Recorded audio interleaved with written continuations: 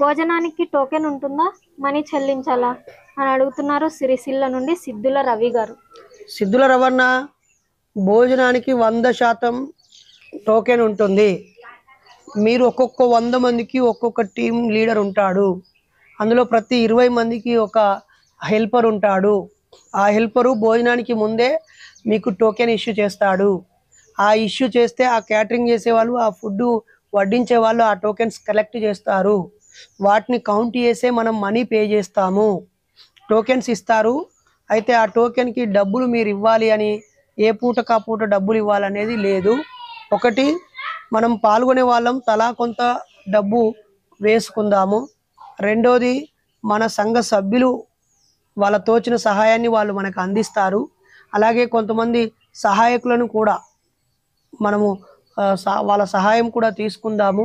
అంతేకాకుండా నా YouTube, Facebook, WhatsApp, Instagram ద్వారా కూడా మన ఆలోచనలని మద్దతు ఇచ్చేవాళ్ళు, వాళ్ళకు భారం కాకుండా, విద్యార్థులు వద్దు, నిరుద్యోగులు వద్దు, ఉద్యోగస్తులు లేదా వ్యాపారస్తులు, సెల్ఫ్ ఎంప్లాయీస్, వాళ్ళు దాచుకున్న డబ్బులు లేదా సమాజం కోసం సహాయం చేసే వాళ్ళు, మనకు డబ్బులు ఇస్తే వృధా కావు అని అనుకునే వాళ్ళందరూ మనకు సహాయం చేస్తారు. ఆ డబ్బులతోనే ఈ భోజనాలు ఏర్పాటు చేసుకుందాం.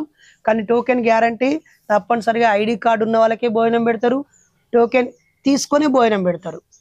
అయితే ఆ టోకెన్ని ఆ 20 మందికి ఒకరు చొప్పున, ఆ 100 మందికి ఒక మానిటరు, ఆ 1000 మందికి 10 మంది డిస్ట్రిబ్యూట్ చేస్తారు. ఓకేనా? ఎందుకంటే బయట నుంచి వచ్చేవాళ్ళు, దుబారాగా వచ్చేవాళ్ళు లేదా ఇంకా వాళ్ళని మనం అవాయిడ్ చేసుకోవడం కోసం.